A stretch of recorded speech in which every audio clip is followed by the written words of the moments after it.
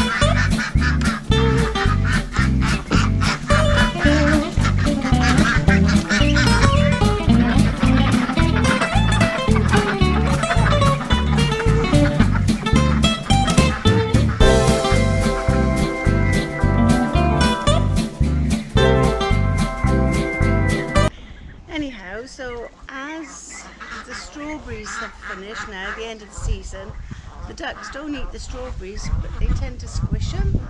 So the ducks are using the garden now most of the day. They stomp over the onions and eat a bit of broccoli or cauliflower or kale, but that's okay.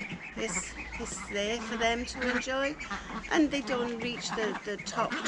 They only just take the bottoms, and in doing so they then eat any bugs or slugs or anything.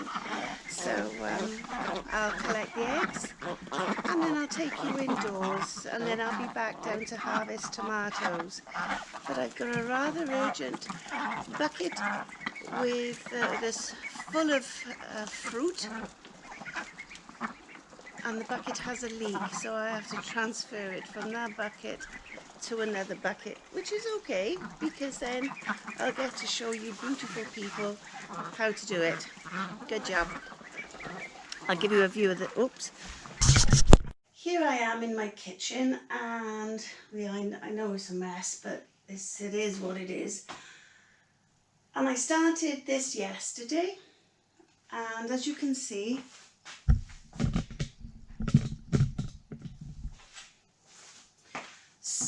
I'll start again. So I'm in my kitchen, and I decided to make some summer fruits wine. And so I put my berries, I'd frozen my berries as I picked them last year and this year. So I've got, so in here are 8 kilos of mixed summer fruits, like berries, strawberries, raspberries, blackberries, just a nice summer fruit mix that I picked and harvested myself. The thing is, I've put them in this bucket, as you can see, but I have a leak. The what you call it here, the tap has a leak, so I have to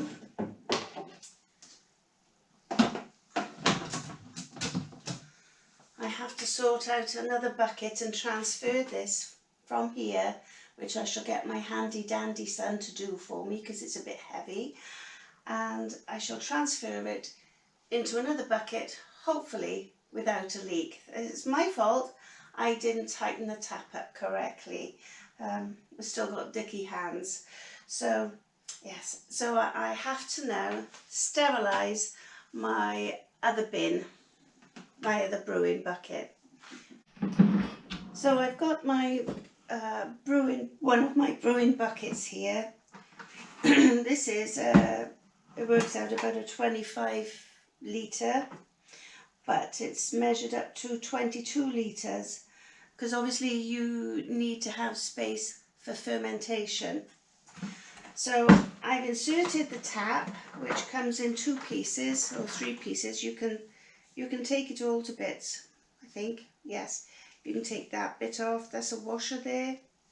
In fact, I better make sure that one's got a washer. So then you insert your tap into the hole, which comes pre-drilled.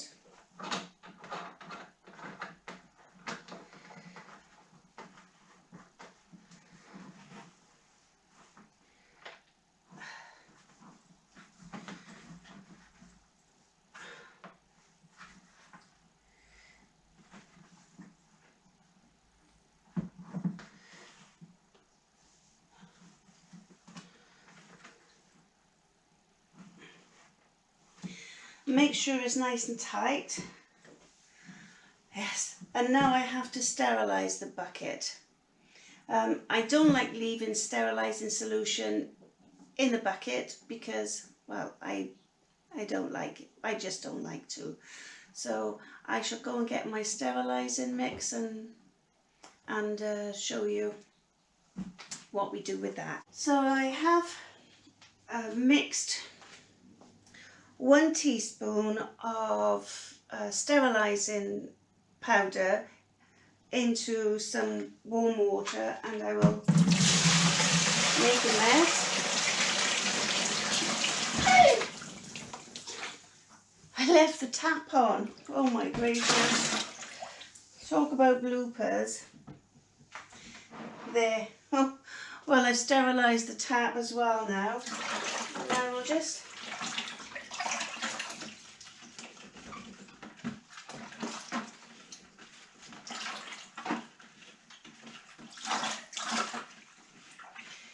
rinse the inside of the bucket, and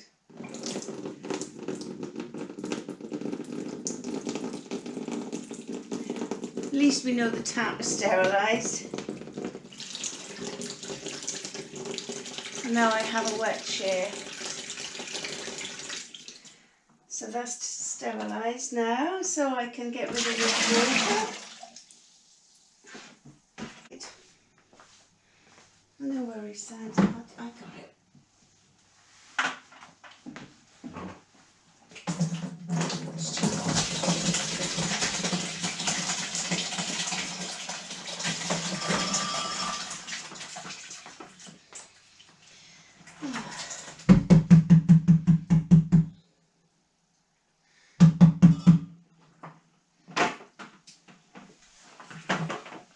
I should imagine that was right up your alley. What was? The banging on the drum.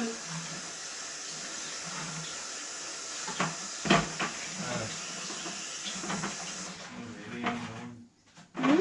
So not really anymore. I've got the drum kit and no fucking. Ah, I'm recording this. Ooh. No, you want to cut the sound out with it in, didn't you?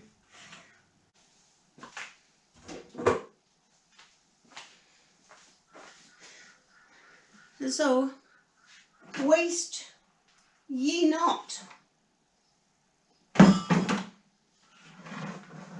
So I'm going to pour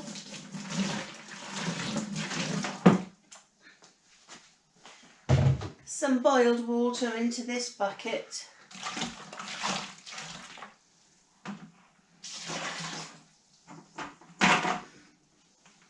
Into that one. Excuse me, the ducks are calling.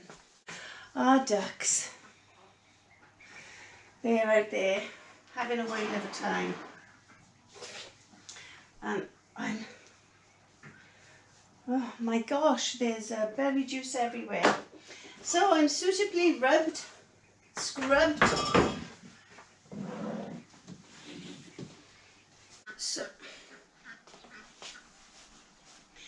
So in this bucket, we have 8 kilos of mixed berries, and also there is 2 kilos of sugar.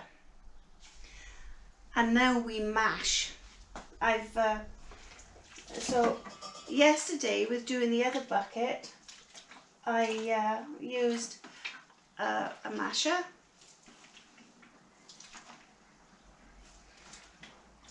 and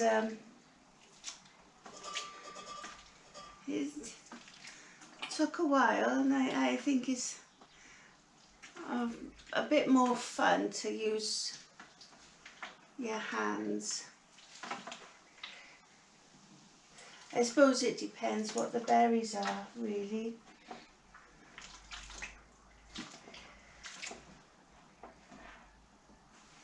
Gosh, some of them are still frozen. Isn't that amazing? If you freeze your berries, so you wash them, dry them, place them on a tray and put them in your freezer, so that and then you freeze them individually, they freeze nice and they don't go squidgy or soft or anything. And then you can use your frozen berries on, well, you can use them to make jams, jellies, you can use them in fruit salads. In fact, you can use them on pastries, you know, to make the French tarts. It is what it is. It is, you know, not every shop, supermarket or anything, they don't use fresh berries. They use frozen berries, and the frozen berries, the ones that you see on the fruit tarts with the custard, they're frozen berries, and don't think you can't use frozen berries and you can't use them for, hello kitty, not today, thank you. Don't think you can't use them for all your needs, because you can. The frozen berries, not just for pies or jams, you know, or smoothies. You can use them for anything. My gracious, it's been standing since yesterday, and it's some of the berries are still frozen. So I shall, it's very cold. So here I am, just picking up the berries and squishing them.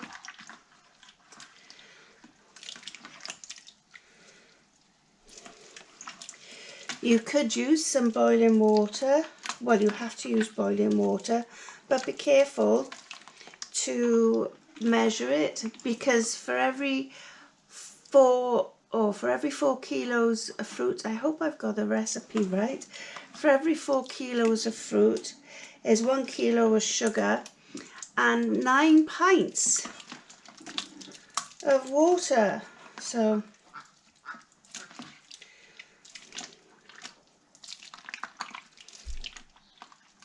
I think it would be a lot kinder on my fingers if I was to add. See, they're so cold, look, so frozen. Freezing your fruit helps the fruit to release sugars, to convert them, just like parsnips.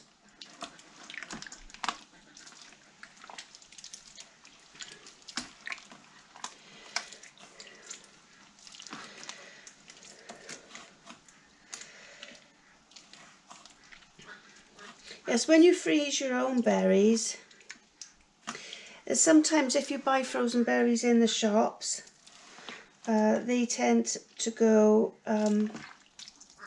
when you defrost them, they be mushy, they'll be minging. It's just because they've been done en masse, and they're not really perfect, you know, they're squashed.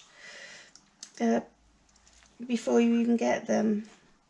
But there's a frozen blackberry from last year, and it's, you know, it's beautiful. You know, they're not mushy. I have to be honest, in this bucket, I not only have my own fruit, there was a couple of packets of frozen berries in the freezer. Only 2, so I used those, and the difference was phenomenal between the one set of berries and from those and then my own berries. So I would advise that if you have to buy berries and you buy the frozen ones, try and buy them if they're in a see-through container, you know, like a see-through plastic bag, so you actually see the berries before you buy.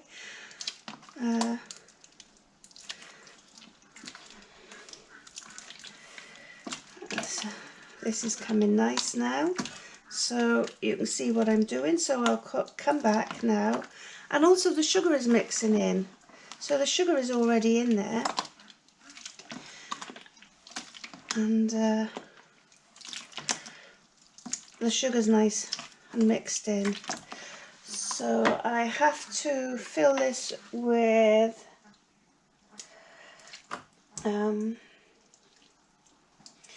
I have to add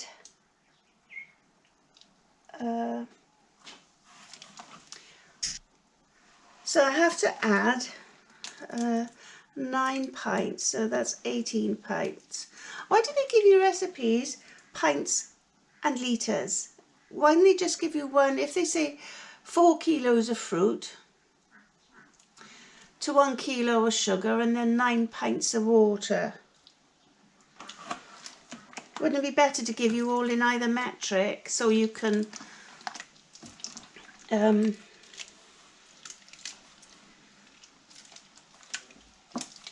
so that it's easier to convert?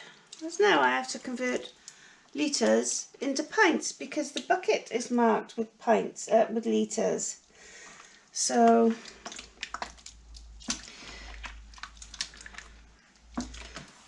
how many pints?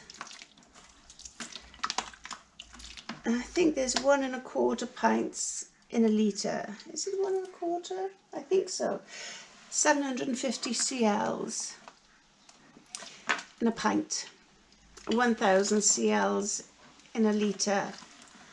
So it's multiplication and division, isn't it, really?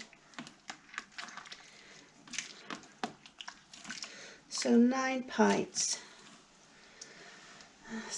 Yeah, so it's a case of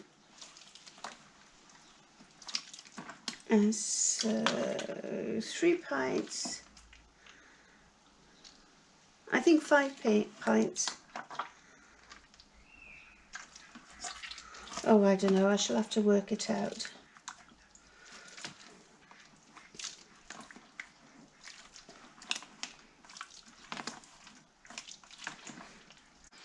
So this is just about ready now for, oh, put the light on, is it?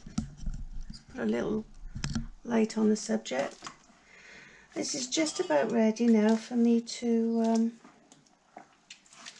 add the water. That I have boiled the water, and I've worked it out that I need to add 8, because there's 8 pounds of fruit, so, oh sorry, 8 kilos of fruit.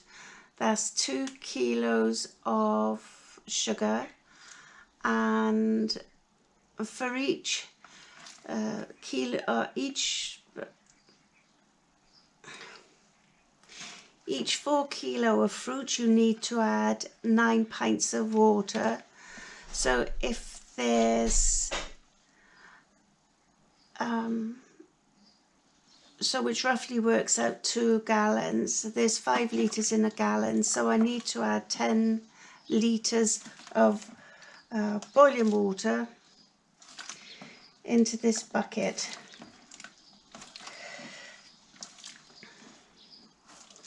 So I just go and there's some other things I need to add as well. I will be adding, because you need tannin and you need other things as well to make wine, you know, pectin.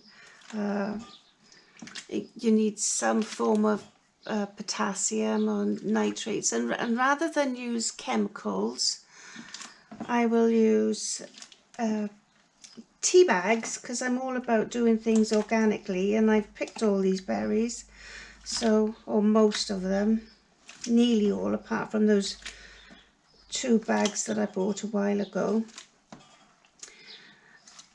So, and I don't want to use chemicals, because chemicals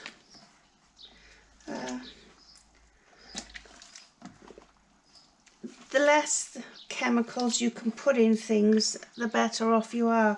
So I will be using either 2 lemons or an orange, 2 bananas and 3 tea bags. Yes, the tea bags will provide the tannin, the bananas, the potassium, and the citrus will provide the other thing that the wine needs. So yes, a bit like a fruit cocktail really, but it helps it convert the sugars, and it helps the entire process, because not everybody, you know, I mean, they didn't have all these chemicals donkeys years ago, so this is a real old-fashioned chemical-free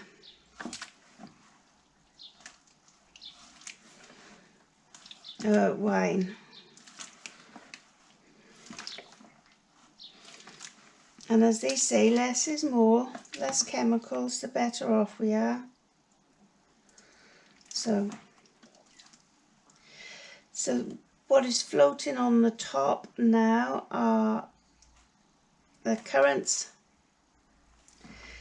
and some blueberries. The currants and the blueberries are from the garden, as is the raspberries and the strawberries and the blackberries from the lane that I've harvested last year. So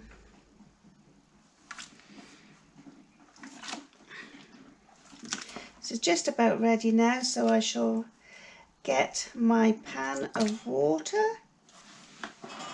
and start filling the bucket up.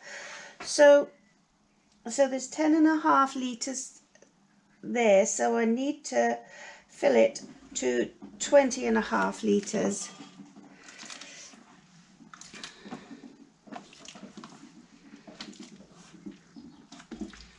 Which roughly is about 2 gallons.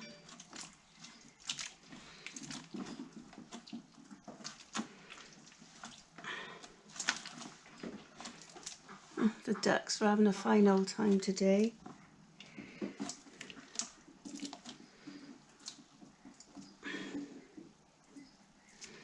Yeah, so for a tin bath or a wooden bucket and a trough or a stone trough, and you'd have to pick it up, wouldn't you? So I don't know, this is easy.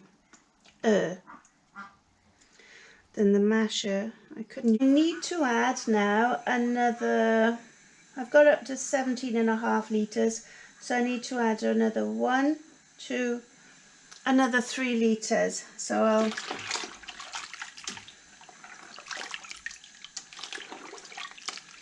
give this a nice stir.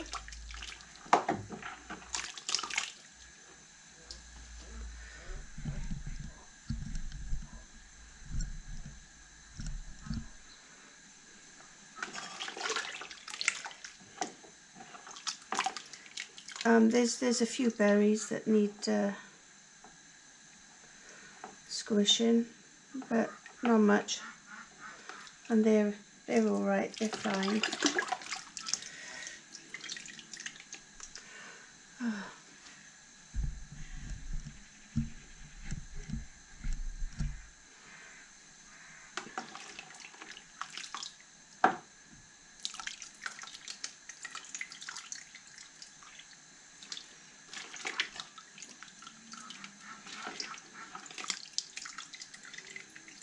Ah, look, a pea. I'm sure that won't hurt.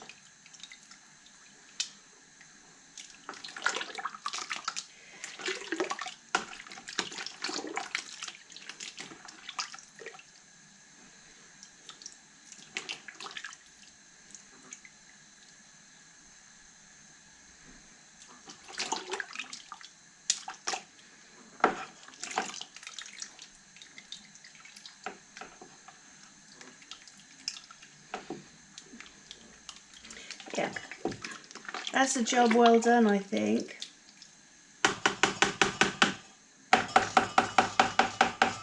So here I had 2 oranges in the fridge and a lemon, so I've decided to use some oranges which I've peeled, so I'll put those in.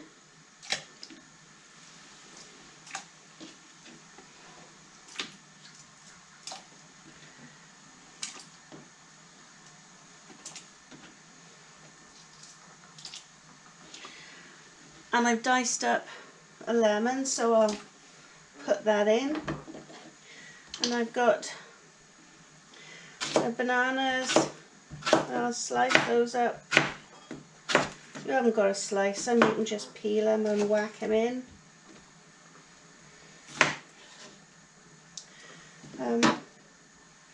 The peel is good.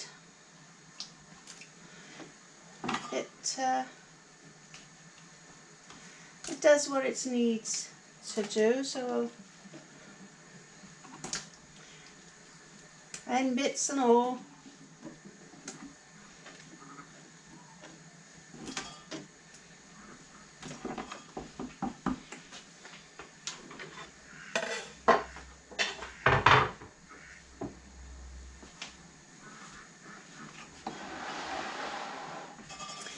Here I have a mug of tea with a couple of tea bags in it. No milk, just the tea bags and boiling water. So tea bags and all, so that can go in.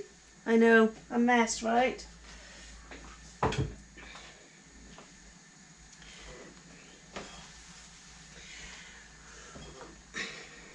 When you're making wine, the same as jams, same as anything, make sure you use a plastic or stainless steel. Don't use anything that isn't. You can use wood, of course, for the wooden spoons and that, but plastics and stainless steel, because anything else will taint the wine. It will have a, like if you was to use aluminium, it would corrode or be, you know, release the little, it would oxidize, that's the word I'm looking for. So I shall, let me see if I can show you. So we're 18.5 litres and I need to bring it up to 20.5 litres. So I've got my water on. Anyway, so strawberries you have usually with sugar, a squeeze of lemon juice and a little bit of mint, apparently. So that's what I've put in here. There's 12 kilos of strawberries, a big sprig of mint, well, not too big, you know, a bunch of mint, 2 lemons, 2 bananas and 3 tea bags that I used yesterday to make this. So I will leave it, it doesn't matter, you can leave it one day, you can, what are those ducks doing? It's totally bedlam. I better go and have a look. Oh, that's what they're doing. Oh, blooming Coco's at it again. Yeah, so you can, it will start the fermentation process off if I leave it longer, because it will use the yeast that is present in the air and in, you know, all around us there's wild yeast. So it will start to ferment by itself if left. And that's okay if you want to do it that way. But I will add some brewer's yeast. But first I would have to strain it and strain it really well, actually, through a strainer and then through a muslin cloth, and then maybe strain again and then add the yeast and maybe even put it into demijohns so that the demijohns can start doing their stuff, you know, in the demijohns, and then I can use this bin for something else. I've got a hankering to make some borage wine to see how that turns out.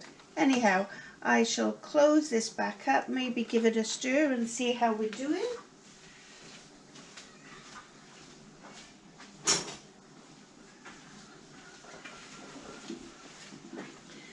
Just see how we're doing. Oh my gracious.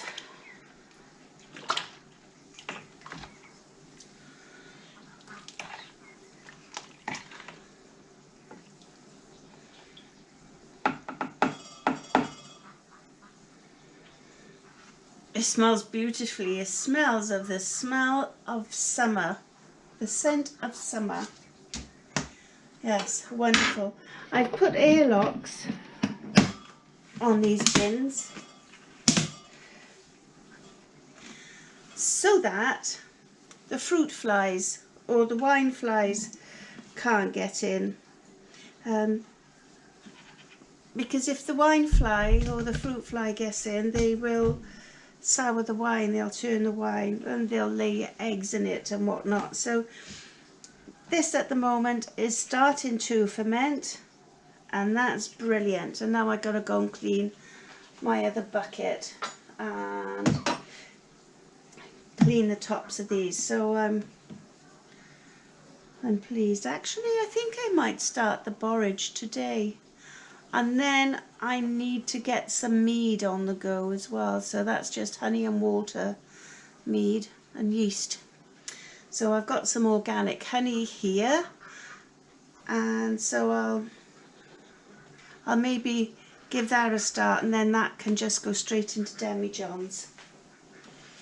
Be back in a bit. Right.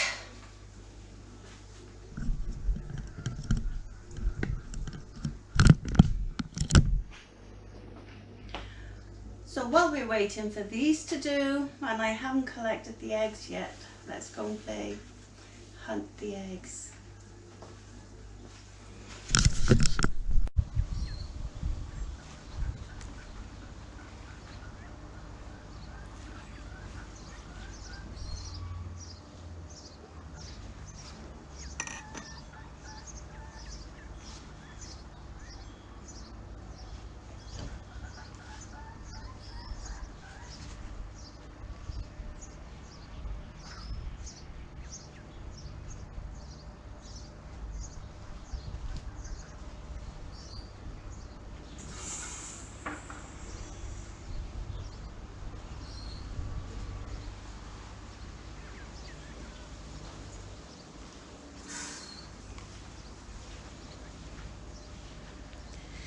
Two. Let's leave the ducks sleep.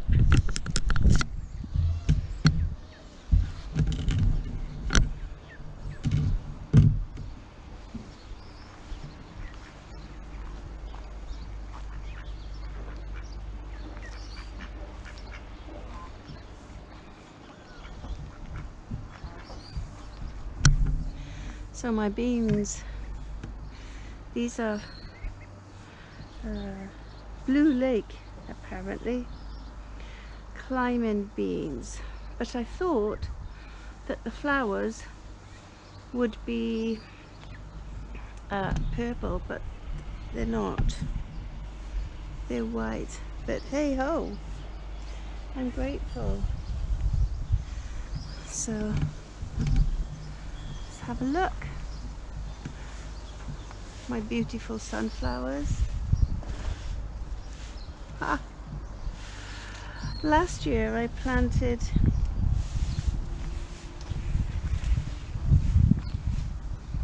Oh dear, ducks.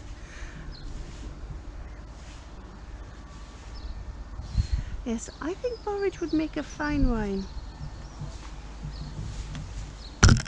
Oops.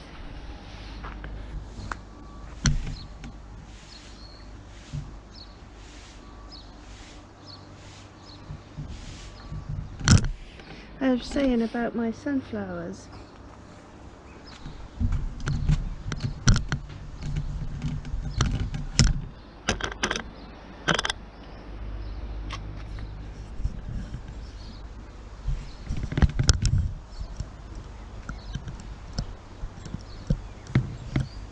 So last year, oh, you're too loose. Last year I planted black sunflowers and yellow sunflowers, and I saved the seeds, and I think they've cross-pollinated because I have yellow sunflowers with really dark, nice red centres, but I've got black ones as well that haven't cross-pollinated, so I'm chuffed with that. Let's go and take a look in the greenhouse.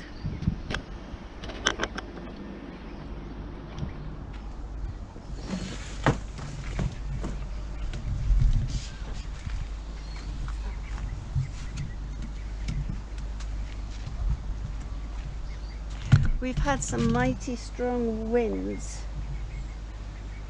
very strong.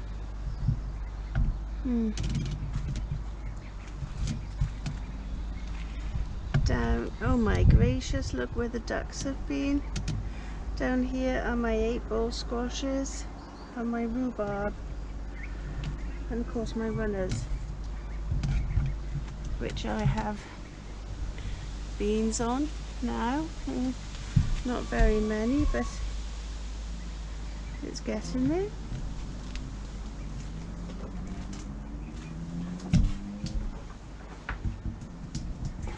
Put my eggs in my trug.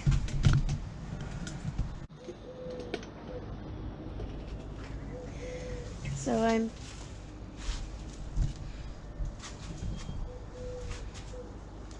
oh gracious.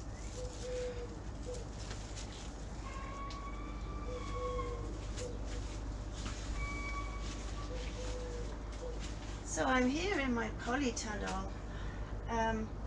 amongst the tomatoes and cucumbers, and I'm really pleased for the being as this is my first proper season in the tunnel, and I am only learning, and I've tried a multitude of tomatoes this year, and although I lost my labels, or my wonderful little grandson did, my little Luca, he likes to line things up. He's autistic and he's quite high on the spectrum, so he likes to organize things. So but there we go. So I'll just show you some of my tomatoes. I'll just take you off the stand there. So here, that is an Amish paste, and then I've got Roma tomatoes there, which is a nice Italian plum, and I thought that was a cucumber. Again, in a bit of a bother with the labels, but that is a butternut squash apparently. So my cucumbers, I don't leave them till they get massive. I pick them as is needed, or if somebody would like one, I would come and pick one for them, or they can pick. So these are the Grand Mamand tomato. So I did say we would, and I don't have my knife, but we'll pick those that are ripe. And over there you can see the Ponderosa Pink, and I think that's a fabulous little, well, huge tomato. There. At the back there, I have some peppers which have started to flower, but I think I've put too many things in the polytunnel perhaps. More Amish paste and Roma.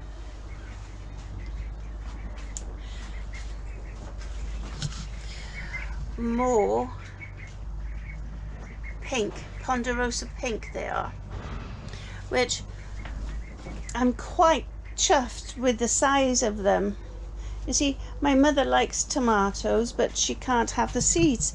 So if they're big enough, it means that she can take the seeds out and she can enjoy a tomato. So these are Sweet Millions. There. And it is very, very, very, very full. The canopy is. So there we go. And I have, this is a baby plum tomato, and so you've got to kind of guess what they are. So that's a Grand Mermand. Is it a Grand Mermand or something or other like that? More Sweet Millions. Another baby plum tomato there. This is a Roma. This is a Roma as well. Beautiful plum tomatoes. So I will be coming in a bit to pick some. Another Ponderosa Pink, which I've yet to open one, but on this one here I have some ripe in the house. That one there is a Ukrainian purple, which I'm well chuffed with. I had 2 for my supper yesterday in a sandwich, and they're stunning. They really are nice and full and juicy, and I'm sure my mother had one. So yes, so it's time to get my basket and harvest some.